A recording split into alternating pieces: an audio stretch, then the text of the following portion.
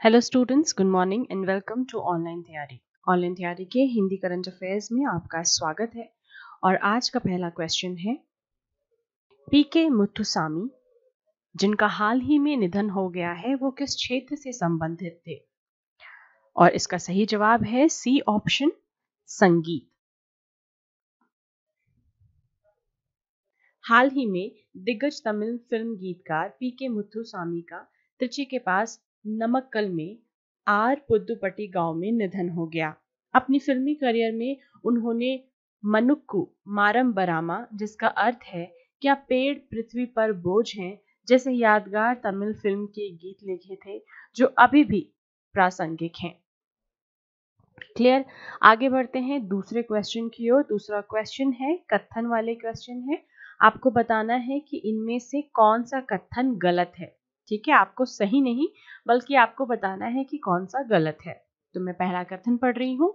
उपभोक्ता मूल्य सूचकांक को राष्ट्रीय सांख्यिकी कार्यालय NSO द्वारा जारी किया जाता है, जो सांख्यिकी और कार्यक्रम कार्यान्वयन मंत्रालय के अधीन है। दूसरा कथन, थोक मूल्य सूचकांक आर्थिक सलाहकार विभाग के कार्यालय द्वारा उद्योग और आंतरिक व्यापार को बढ़ावा देने के लिए जारी किया जाता है।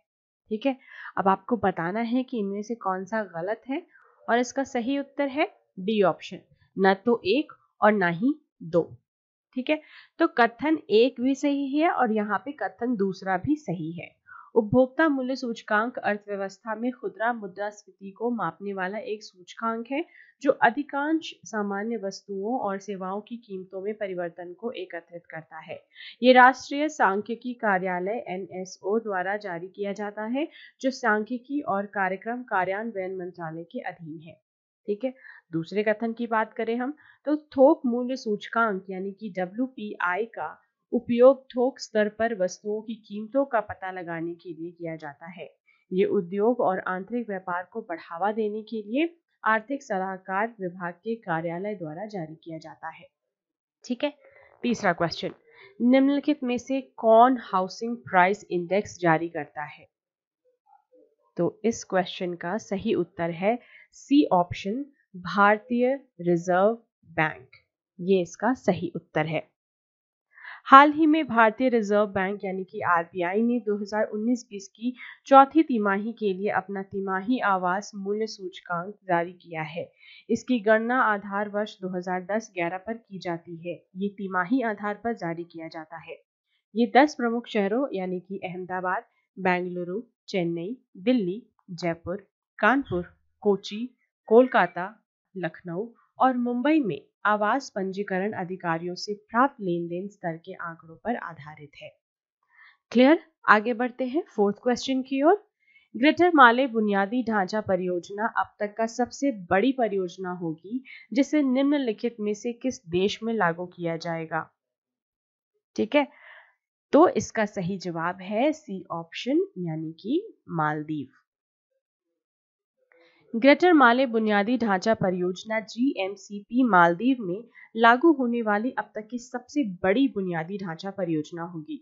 इसमें माले के विलिंगिली, गुलीफाहू और थिलाफुशी द्वीपों के बीच 6.732 किलोमीटर के पुल और कार्यवाहक लिंक का निर्माण शामिल है। हाल ही में भारत ने ग्रेटर माले बुनियादी ढांचा परियोजना के लिए 500 मिलियन अमेरिकी डॉलर की वित्तीय सहायता प्रदान की थी। क्लियर। फिफ्थ क्वेश्चन की ओर बढ़ते हैं। 15 अगस्त से 2 अक्टूबर 2020 तक आयोजित फिट इंडिया फ्रीडम रन कार्यक्रम का आयोजन किसके द्वारा किया जाएगा? सही उत्तर है इसका पहला ऑप्शन, युवा मामले और खेल मंत्रालय। युवा मामले और खेल मंत्रालय 15 अगस्त से 2 अक्टूबर 2020 तक फिट इंडिया फ्रीडम रन कार्यक्रम का आयोजन करने जा रहा है। इस कार्यक्रम का शुभारंभ 15 अगस्त को भारत के 74वें स्वतंत्रता दिवस पर किया जाएगा तथा इसका समापन 2 अक्टूबर को महात्मा गांधी की 191वीं जयंती पर किया जाएगा।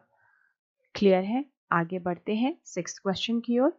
निम्नलिखित में से किसने ओमेगा सेंटोरी के धातु समृद्ध प्रतिरूप से घिरे एक हीलियम संवर्धित ठंडे चमकीले सितारे की खोज की है?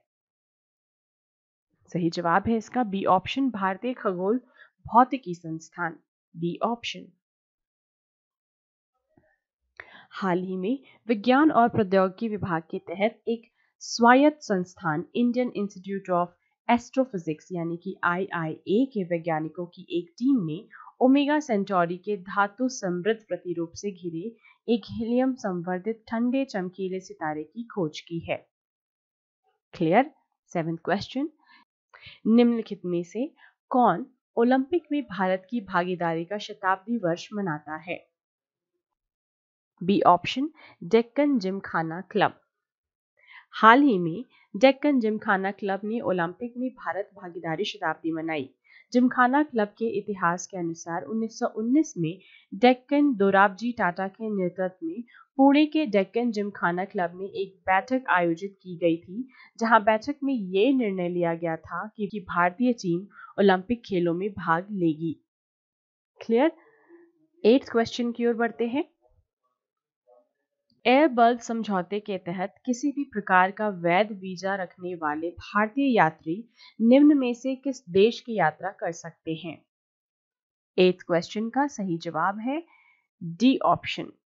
आपको इनमें से बताना था कि नीचे दिए गए कोड का उपयोग करके आपको सही उत्तर चुनना था, तो यहाँ पे सिर्फ डी ऑप्शन सही है, यानी कि केवल 1, 2 और 4। नागर विमानन महानिदेशालय DGCA भारत के महानिदेशक के अनुसार एयर बबल समझौते के तहत किसी भी तरह का वैध वीजा रखने वाले भारतीय यात्री UK, US, कनाडा और UAE की यात्रा कर सकते हैं। 9th क्वेश्चन, निम्नलिखित में से कौन देखो अपना देश के समग्र विषय के तहत वेबिनार की एक श्रृंखला आयोजित कर रहा है? बी ऑप्शन, पर्यटन मंत्रालय। पर्यटन मंत्रालय देखो अपना देश के समग्र विषय के तहत वेबिनार की एक श्रृंखला आयोजित कर रहा है। इसे राष्ट्रीय ई गवर्नेंस विभाग, इलेक्ट्रॉनिक्स और सूचना प्रौद्योगिकी मंत्रालय के साथ तकनीकी साझेदारी में प्रस्तुत किया गया है।